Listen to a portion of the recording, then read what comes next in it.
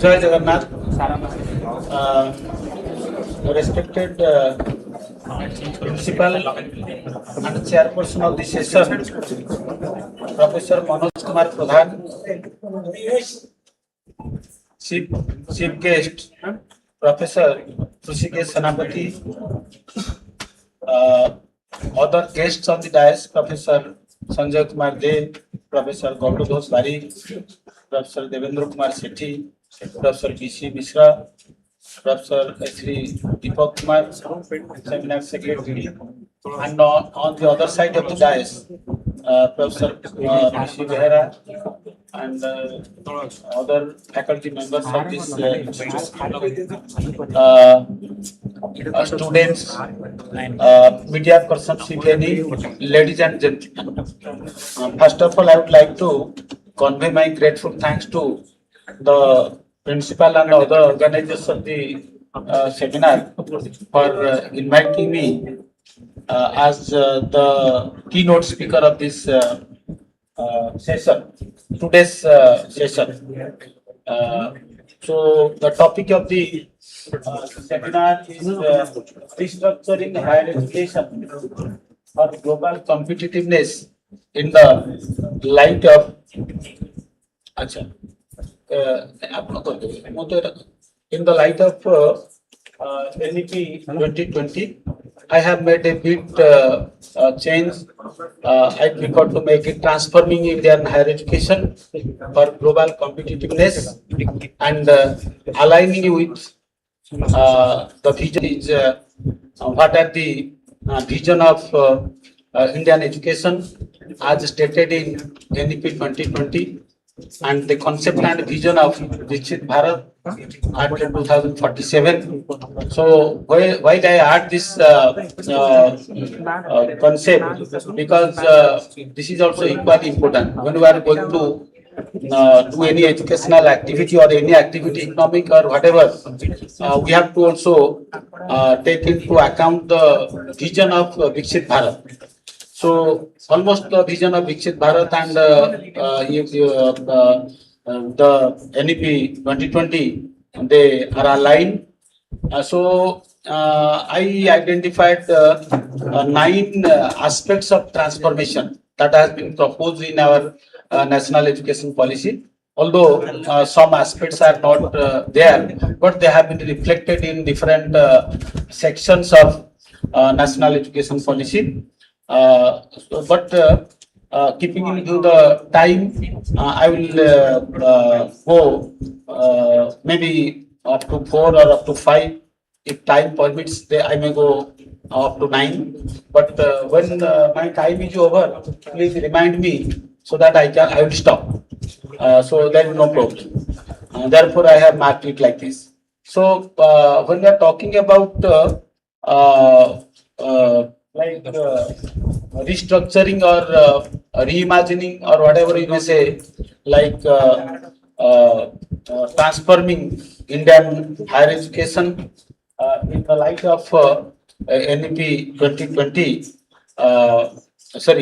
for global competitiveness, then I first thought that it must be aligned with the 4th industrial revolution, that is called IR 4.0. It means that the world is at the stage of 4.0, and our education system in the world globally, because we are competing globally and we are trying to make it our education global standard. So first, I wanted to discuss that. Then also vocational education, skilling and employability. This can lead India to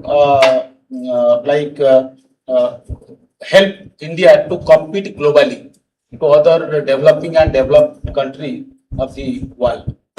Similarly, also strengthening academic research. As you all know, research and development is lacking in India, and for strengthening academic research, without strengthening research and development, activities, our India cannot compete with the other parts of the country, the other parts of the world. Similarly, pedagogy broadly conceived can also transform India to Bharat. Similarly, making higher education more humane. You see, presently, our we are talking of technology, use of technology in all aspects of education, but our education system must balance between technology development and human aspect that takes into account the compassion, fellow feeling, and teamwork kind of things. So let us come to the vision. First is vision of Indian education. These are the five broad vision, six broad vision of Indian education. That our education system must be rooted in Indian ethos. We talk about the rooted system of education. We have to go back to our roots, and our culture or civilization is around 5,000 years old. If we talk about Indus Valley civilization, that one of the oldest civilization, and it is also older than your Greek civilization. So we have to go back to the root if you want to convert India to Bharat, because Bharat, India is a colonial term, as we say, and now our policy says that we have to convert or transform India to Bharat. Then second one is to make India knowledge superpower. Very frequently, our Prime Minister says that we will be knowledge superpower. Knowledge superpower. How can we be knowledge superpower? Unless and until every Indian, whether rich or poor, whether socially advantaged or disadvantaged, must have the opportunity to have education. And third one is respect towards our constitutional values, our fundamental duties and rights. And third one is everybody must feel proud of being Indian. So we that is also have been eroded to the colonialization, and that colonial attitude also is still continuing, and therefore every student, every Indian should feel proud of their country. And next one is global citizenship. Global citizenship, is a concept that is our idea. That is our idea. That Vasudeva Kutumbakam. Ayam nija parabeti ganana laguchaitasam udara charitanato Vasudeva Kutumbakam. It means that our culture says that the entire world is one family, and that idea is also envisioned, and we want to become Vishwaguru. Once upon a time we were Vishwaguru. You know about Nalanda University, Taxila University, and Vallavi, and also currently the Pushpagiri University, which is older than Nalanda University. You must know that it is situated in our Jajpur district, Langudi Hills of Jajpur district.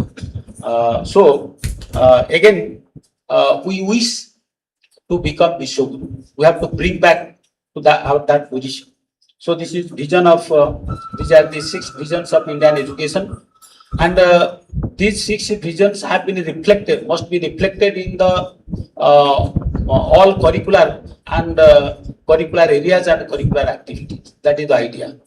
And the second one is another important important target of the of the country. Very frequently, the government also has prepared a roadmap for that. That is to make India Viksit Bharat by 2047.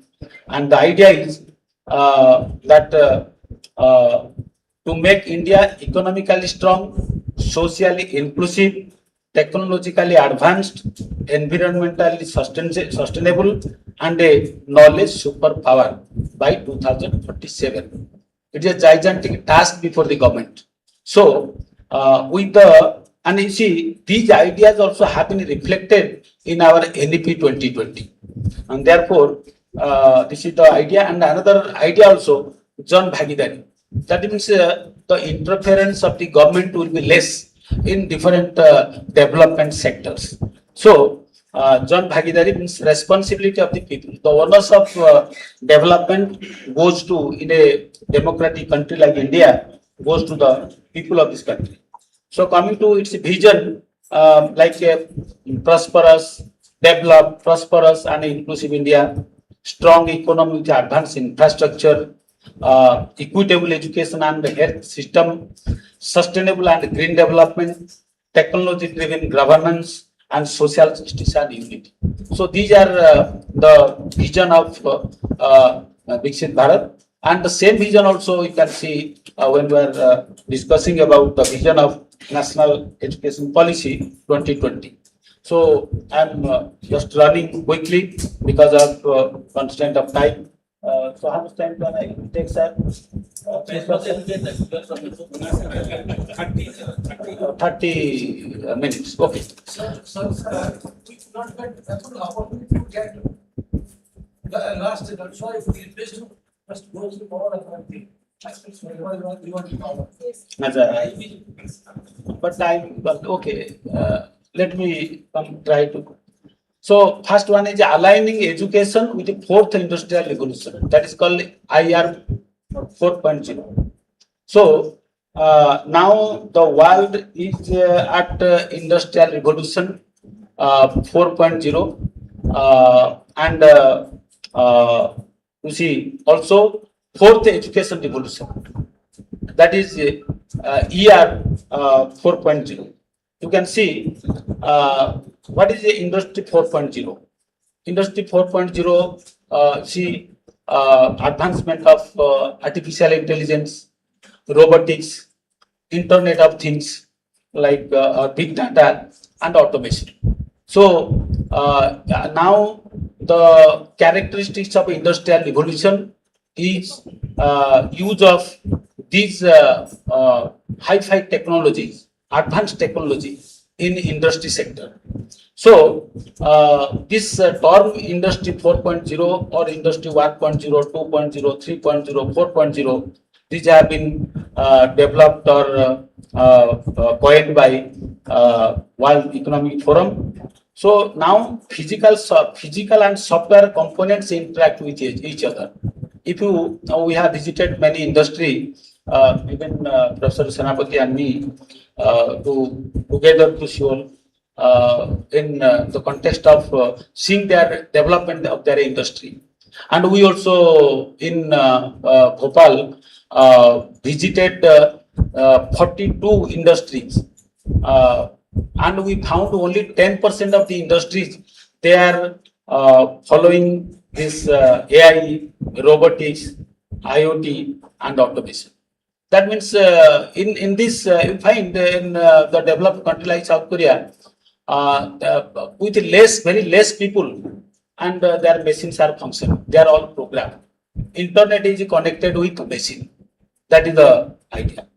And so fusion of physical and digital technology. Physical technology means machine, and the digital technology, as you know, internet. Similarly, just simply your phone, mobile smartphone. It is a thing, but internet is connected. So IoT is working with your smartphone. Now even smart cars, smart board, and so many things are there. So and factories have become smart factories. Like you say, smart phone. Similarly, smart factories. So these are the things to enhance the productivity and the global competitiveness. But you say, to make global competitiveness, we have to keep our industries at pass with industry 4.0. The characteristics of 4.0. You see, these are the industrial revolution in 18th century. First industrial revolution, like water and steam power. Water and steam power was used. Second revolution, electric power was used for mass production. And the third revolution, in beginning of 1970, electronics, in that's the information technology, digital revolution happened in 1970. And the fourth industrial revolution that started in 2018 roughly, and it is characterized by your use of smart technology like artificial intelligence and so on. So now it is used in our country. These are the features: smart technology, AI, robotics, IoT, autonomous vehicles, 3D printing, cyber physical system, like this. And coming to education 4.0 to support industry 4.0. If you want to become globally competitive, then and wish to follow industry 4.0, then you have to also follow all the characteristics of education 4.0. That will only support. We cannot be at education 1.0 or 2.0. So it is just an approach in our education. Always, most of the time, education follows industrial revolution. Education follows the industrial revolution. Also, there are situations industrial revolution follows education revolution. So, this is the idea that NEP 2020, you will see. Let us see the characteristics of education 4.0, which reflects all the recommendations of NEP.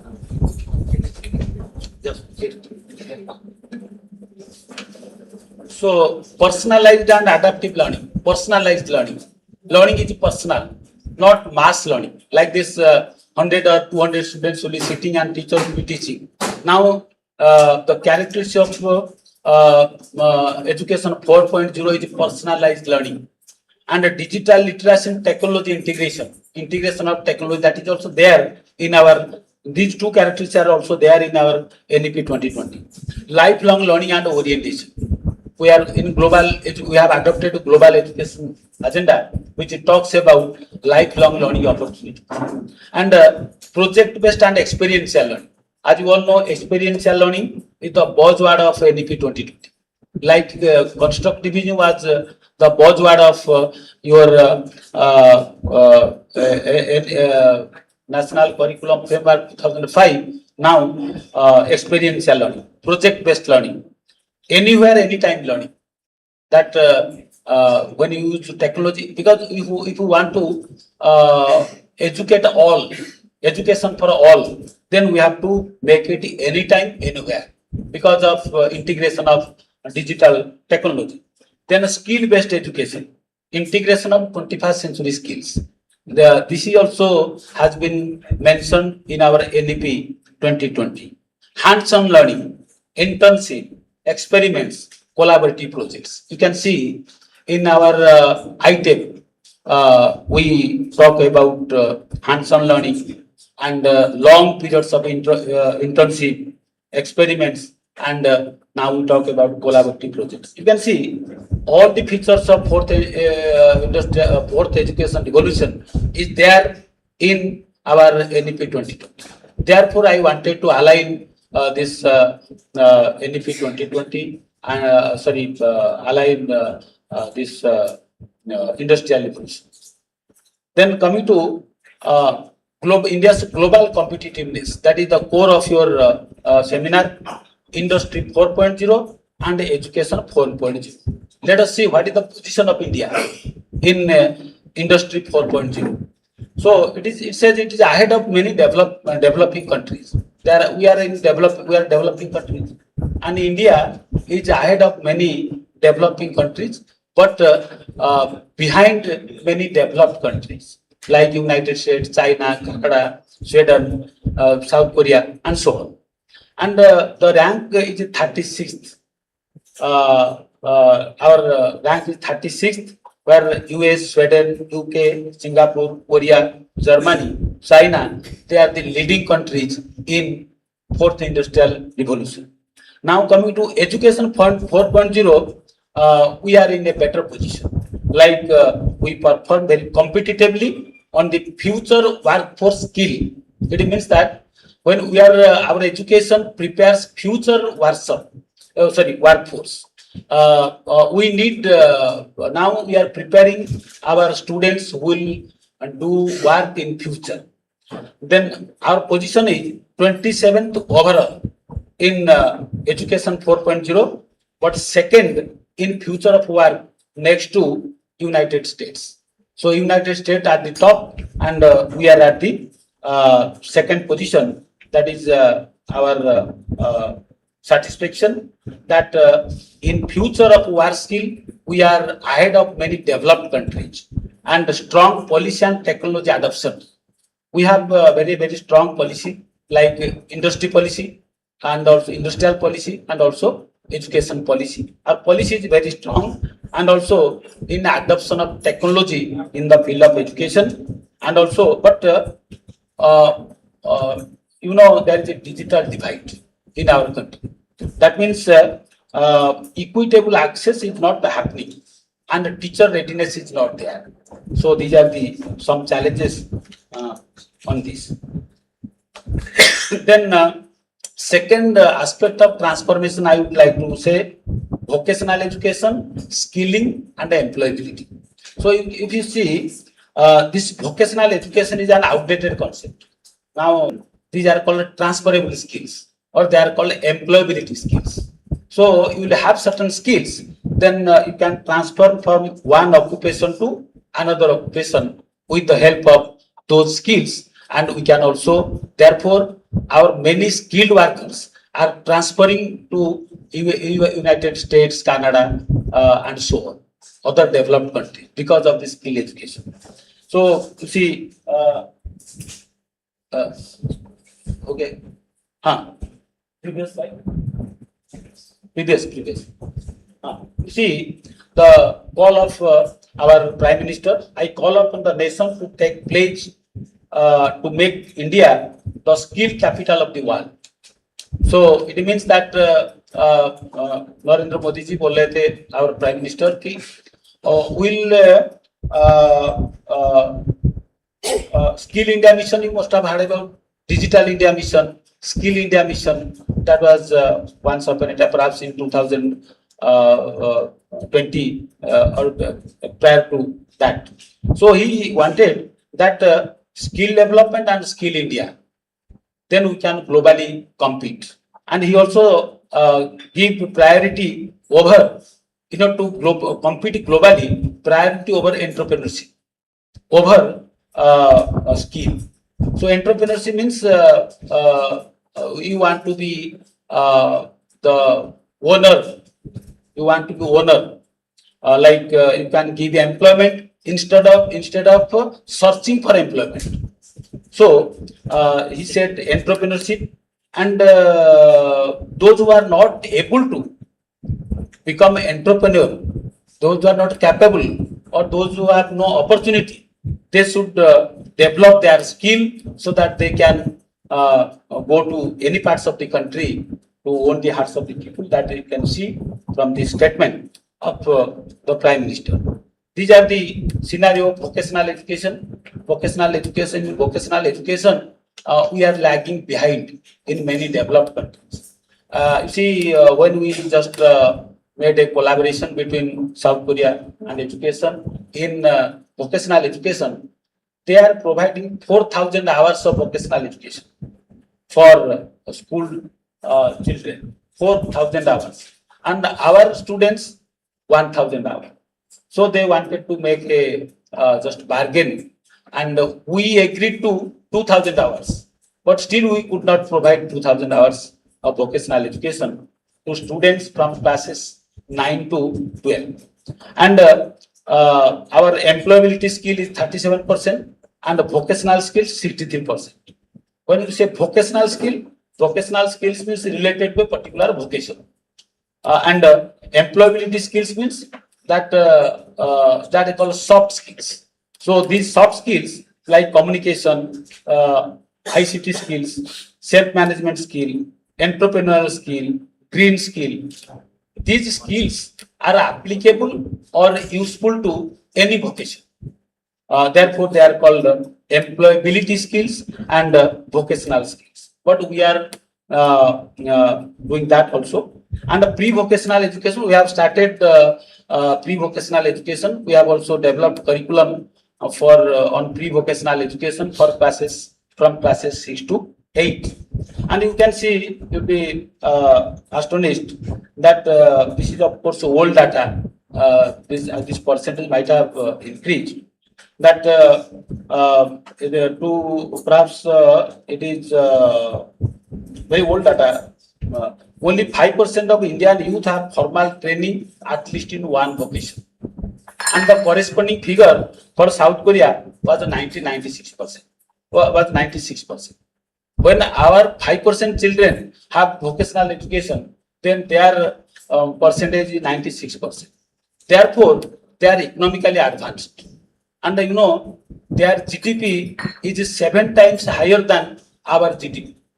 So, although their population is only 5 crore population, they are present 93% of Indian workforce in unorganized sector. Like they work in different factories, like on skill levels, 93%.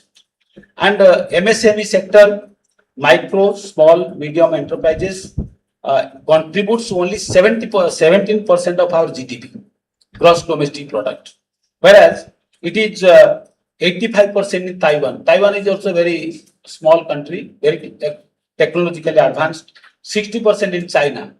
You see, we bring everything starting from diya and crackers and toys from China. These are created by this MSME sector. MSME sector. But their contribution is 60%, 50% in Singapore. If we would not develop MSME sector, then we cannot compete globally in terms of economy or industry. Then these are the ideas that have been there in NEP 2020. Vocational exposure to at the very early stage from class 6. Then hard separation between art, science, and between vocational education and academic education. That means we are now, our vocational education was considered very low, but now we treat vocational education and academic stream at par. And we have made a target of at least 50% of learners should have exposure to vocational education, either through school education or higher education. Then vocational education to make inclusive, vocational education for all, irrespective of caste, creed, color, disability. And bridging the gender gap. Gender gap means now in MSME sector, women are given priority like this, and greater choice of vocational subjects. In our curriculum framework, in state curriculum framework, we have kept even so many vocational subjects. But infrastructure is important, whether the government can provide infrastructure or that. Then skill labs and will be developed in a hub and spoke model, skill hubs for dropouts, skill hubs for preparatory level children, skill hubs for higher education. In a hub and spoke model means there will be a skill hub, and the beneficiary will be from nearby schools and higher education institutions. Then the recognition of prior learning. We are more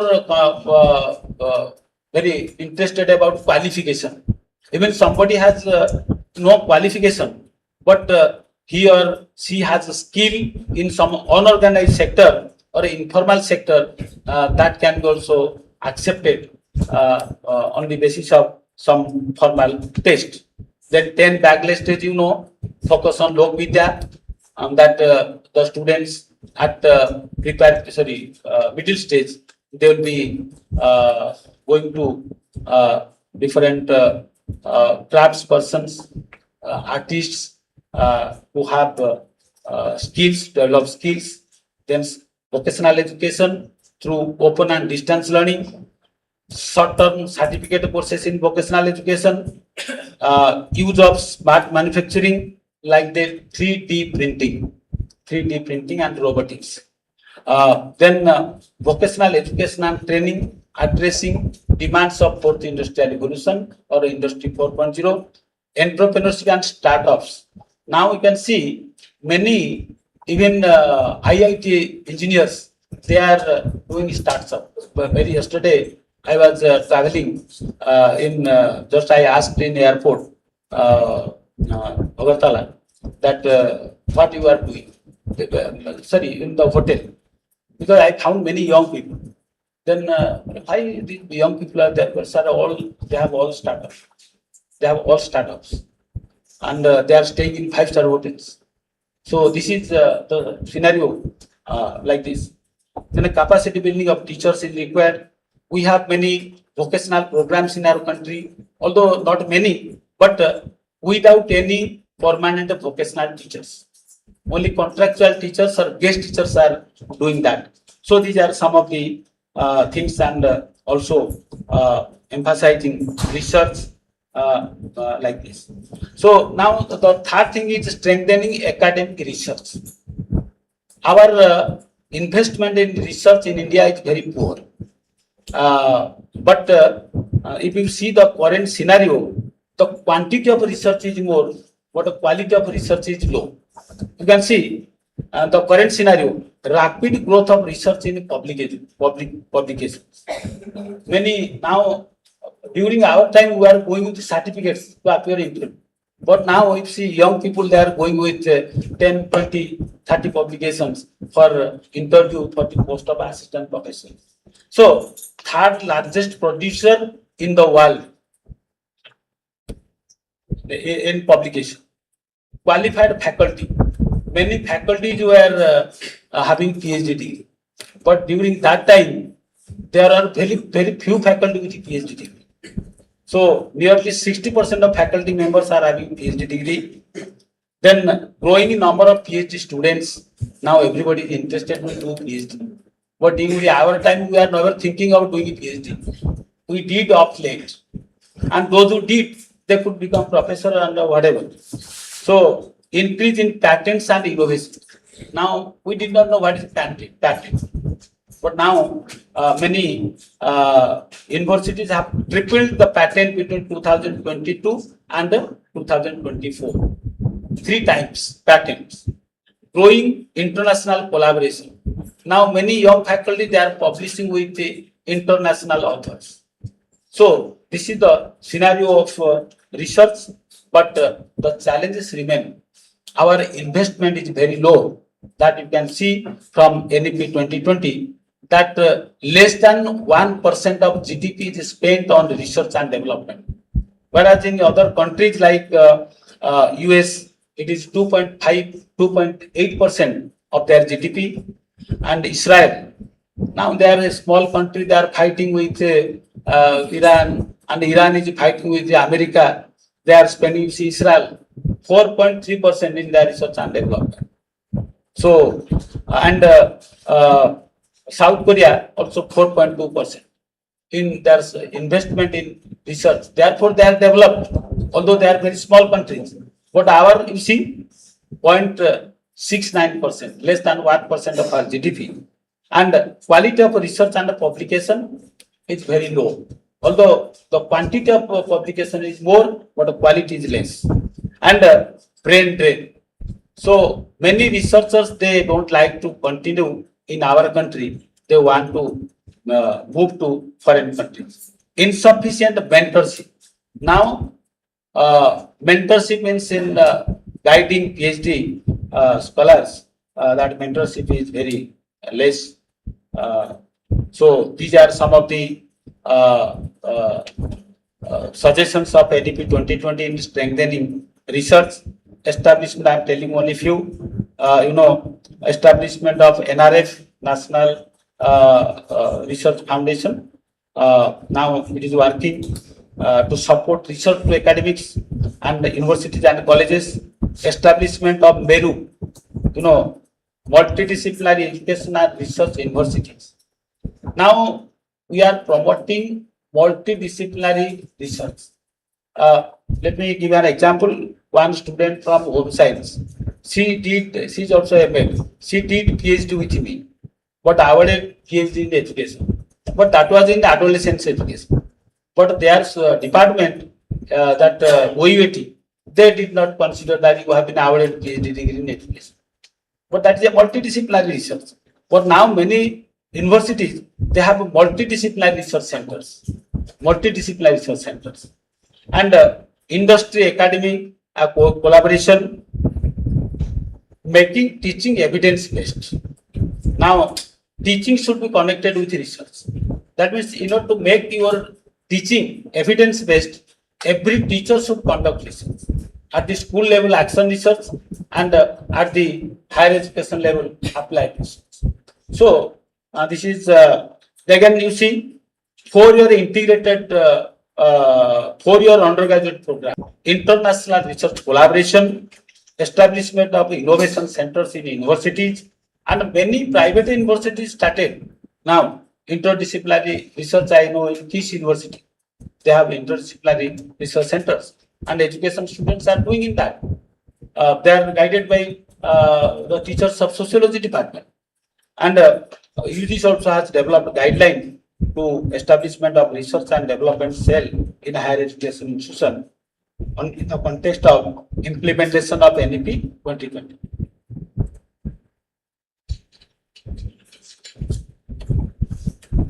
So these are the some additional suggestions I have brought out. Advanced research infrastructure in universities. Our infrastructure is very poor, particularly in scientific research, and reduce teaching load of faculty. If faculty will teach 5 periods, 4 periods a day, then they don't find time. Scholarships, fellowships, and training for young researchers. Then coming to transforming pedagogy.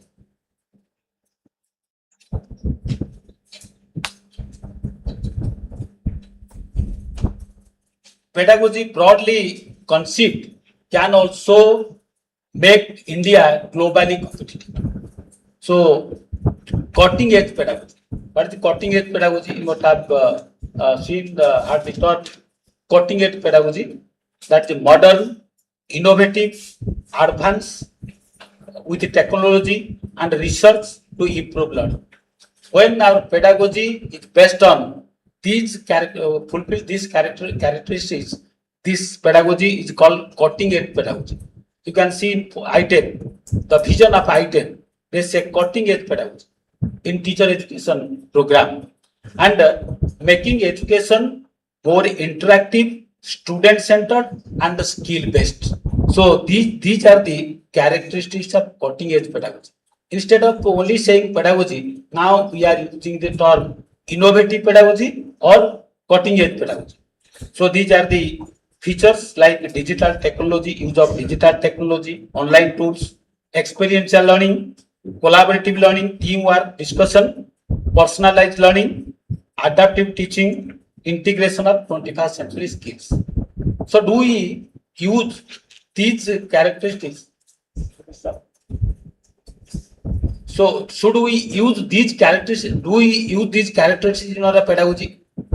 Pedagogy many narrowly conceived like method of teaching.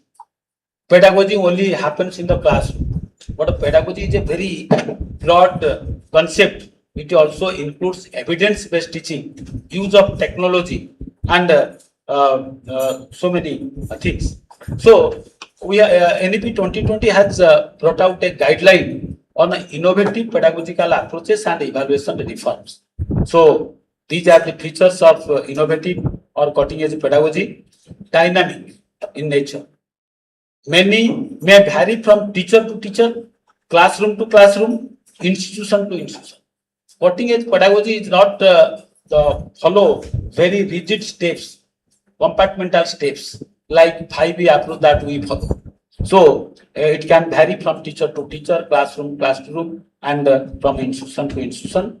But idea is the active involvement of the learner, and children must be respected, valued, and children should learn in a variety of ways, like questioning, discussion, doing projects, and so on, and linking classroom with the life of the students. These are some of the common things. But when we are talking about cutting edge pedagogy, we have to go beyond what we are doing today. Then some of the cutting edge pedagogy are experiential learning. They are called cross-curricular pedagogical approaches like art integrated learning, sports integrated learning, storytelling based learning, ICT integrated learning. These are called experiential learning and an umbrella term. Then flipped classroom, technology based flipped classroom, blended learning. That what happens in IGNO, as you know. So, Panchpati, of course, that I do not want to discuss about it. Then, fifth one is making higher education more humane. So, because we are now many criticism is coming regarding NEP 2020. Many states, particularly in southern states, they say that so much of use of technology will lose the lessen the importance of teacher. But here our suggestion is making higher education more humane. Humane, that is respecting or promoting human values in our curriculum. You might have had the title of the NCERT towards preparing professional and humane teachers. So teachers should not be professional, only having pedagogic skills and content knowledge or technological knowledge. He must be also humane. There are human aspects like empathy, integrity, respect, compassion. And integrate ethics in technology, ethical use of technology. We use artificial intelligence, we use smart technology, but we should not forget the ethical component and emotional intelligence. Emotional intelligence, social intelligence, these are lacking in our massive use of technology. But we have to maintain a balance between taking hi-fi or high-level technology and also following the guided by human values. Encourage critical thinking, creativity, and innovation to solve global challenges. Promote intercultural understanding.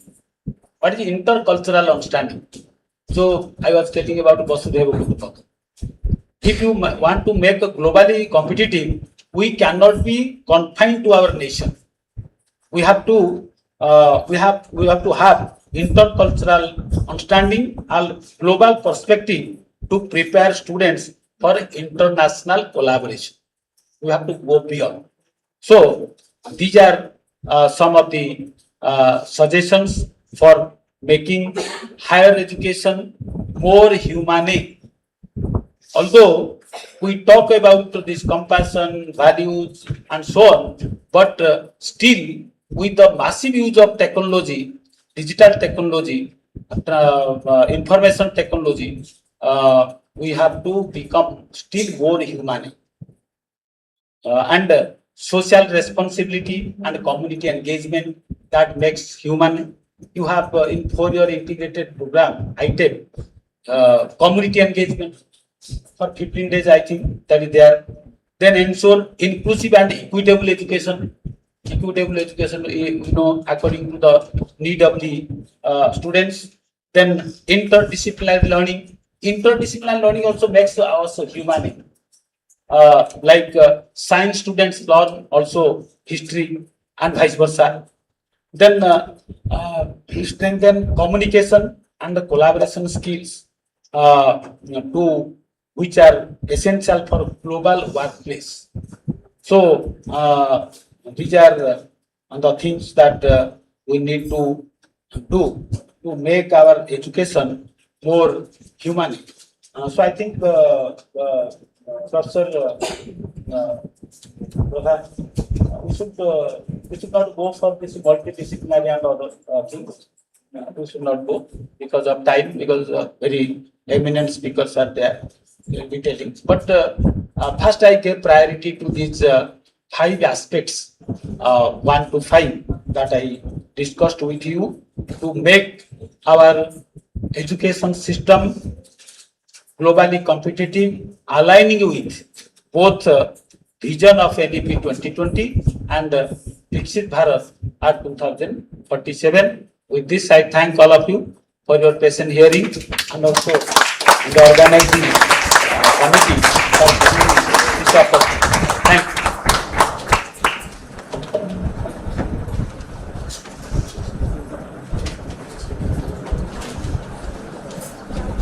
करण प्रक्रिया रे निजको शामिल करबा पई नूतन पीढ़ी को जो आशीर्वाद प्रदान कले जो अभिलाषित लक्ष्यटी आपण एठारे उपस्थापित कले ताहा निश्चित भावे हमरे नुवा पीढ़ी को नूतन मार्ग संदर्शन करिवो एथिरे संदेह नाही आउ थरे पुणी आपण को अंतर आंतरिक कृतज्ञता ज्ञापन करू